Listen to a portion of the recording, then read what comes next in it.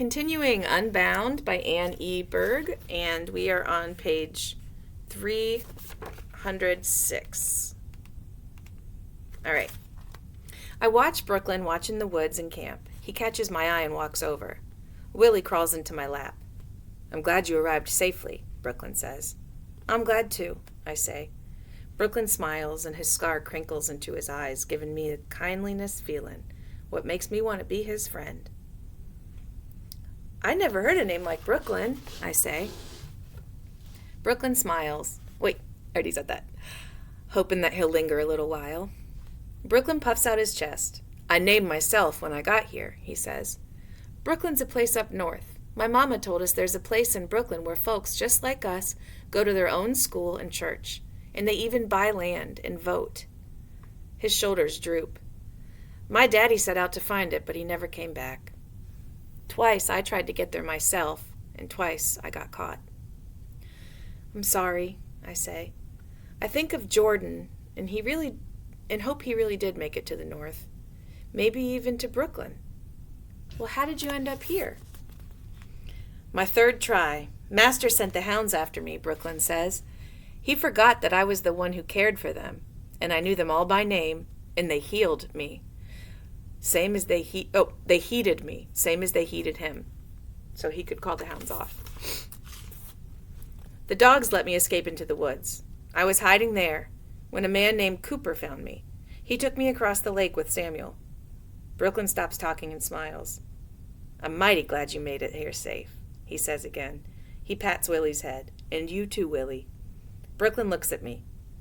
"One day you can tell me your story." Brooklyn limps back to his spot by the pile of brush, leaving me to ponder my own story. When Uncle Jim comes back, him and Samuel start talking to Brooklyn. I watch him nod and point to the woods, and I wonder what they're saying. "Papa," Willie whispers, squirming out of my lap and running to Uncle Jim. I follow close behind. "I'm going to help your papa build your cabin," Brooklyn says. "He's not—" I start to say, but I stop myself. Uncle Jim smiles. "There's already 6 families living here," he says. "It's best to spread out." "There's a small clearing across the stream," Samuel says. "Brooklyn's got skills. It'll help us build." Fragile as a turnip sprout, my scantling of hope stretches to the sun. So she's getting more hopeful. "I think I'll take you up on that rest," Uncle Jim tells Samuel, and we follow him back into the cabin. "I'll keep watch," Brooklyn calls after us. Samuel gives Uncle Jim a pillow stuffed with cattail fluff. Uncle Jim stretches out on the fur rug. Me and Willie crawl next to Mama and Thomas, both breathing heavy. I don't hardly have time to thank the good Lord before I am asleep, deeper than any I can remember. When I wake up, Mama's sitting on the edge of the bed just watching me. A soft gray darkness is settling in the room. "I didn't want you to be afraid if you woke up and we was gone." Before we go outside, I nestle into Mama's arms. "Mama," I whisper, "I'm sorry I put everyone in danger." "We always been in danger. But not like this, Mama. What if a wildcat gets hungry? What if we'll—" "Shh," Mama hushes me. "We just got to teach him the ways of the woods. We just got to trust the good Lord." I snuggle closer. I wish I could trust the Lord like Mama does, but for now, I trust the arms of what's holding me. "Come outside," Mama says. "Whatever tomorrow brings, tonight, we's here, and tonight, we's together." Me and Mama hold hands and stand in the dark room. A single moonbeam is shining a path, what we follow to the cabin door. Outside, folks that we haven't met is huddled around a small fire. Uncle Jim's holding Thomas, and Willie is sitting by his feet. Mama and me stand beside him. My legs not believing that they standing still while the moon's sending us its purest light. 2 skinned rabbits is curled on a stick, roasting over the fire. A man, what reminds me of Jordan, is telling a story. Never we'd have run if Master didn't get me a gun and tell me to kill Henry for working too slow. Wow. That's what the guy said. Yikes. A toothless man with watery eyes and a gray-white beard interrupts. I was working as hard as these old bones would let me.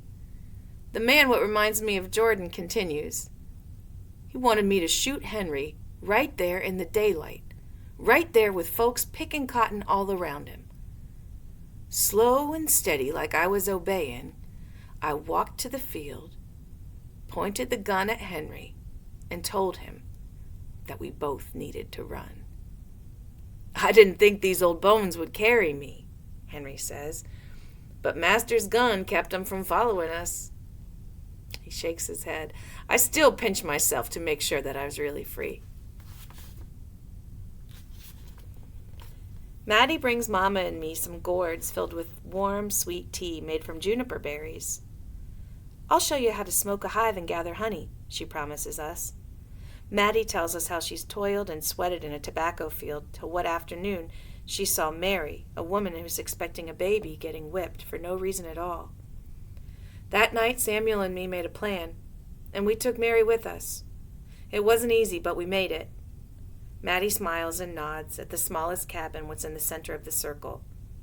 Mary's rockin' Isaac now. Nothing but joy, that boy is. Strong, beautiful, born in freedom. Seems everybody's got a story to share, but even more talent is their listening and asking questions, and sadly wondering about folks that they left behind, or children that's torn away.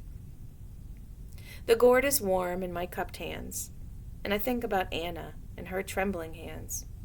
I never even said goodbye.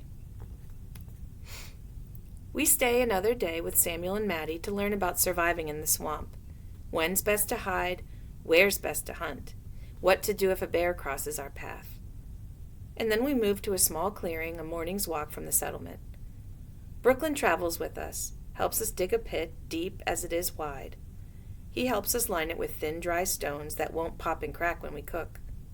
He shows us how to build a cabin, what's lifted off the ground so it stays dry when the rain comes. Most mornings, Uncle Jim and Brooklyn hunt for birds and squirrels. Sometimes they take Willie along, and Brooklyn shows him the hollowed logs and burrows where the rabbits like to hide. Thomas comes with Mama and me to gather berries. Mama carries Thomas and I carry the basket. Every time Thomas drops a berry in my basket, he smiles a quiet smile sweeter than any berry that we gather. In the afternoons, Uncle Jim pounds the posts while Brooklyn shows Mama and me how to weave together twigs and branches for the floor, walls, and roof. He shows us how to plait marsh grasses and palmetto leaves to cover the cracks and to keep away the wind and the rain. Nearby, the boys draw pictures or make mud cakes. At night, when we's all talking, taking our rest beneath the stars, Brooklyn tells me more of his story. Okay, so this is Brooklyn's story. I stayed with my mama till I was 7 years old, he said. We lived in a cabin with my daddy and my 3 little brothers. One night, my daddy escaped. He told Mama he'd find a job up north and save enough money to buy his freedom, and our freedom too. At night, Mama told us stories about how life would be when we lived up north. Brooklyn's voice was soft and wistful as a loon's. Only my daddy never came back. And that master, the one that let Mama keep us and tell us stories at night, that master died, and his son brought all of us to the auction block. Brooklyn stops talking. The night air weighs heavy with memories and imaginings. Finally he speaks. And we were all sold to different masters, he says in a quivering voice. Sometimes at night I can still hear Mama crying. Was your new master cruel? I ask. Not in the beginning, Brooklyn says. I was a house slave, but when I ran away, he whipped me. He made me take care of the dogs and to sleep with them on the floor in the barn. Well, it's good that you did take care of them, I say, remembering how the dogs let Brooklyn escape. You beat him at his own game. I think of Jordan and his scratched hands, and I pray he found his way to freedom.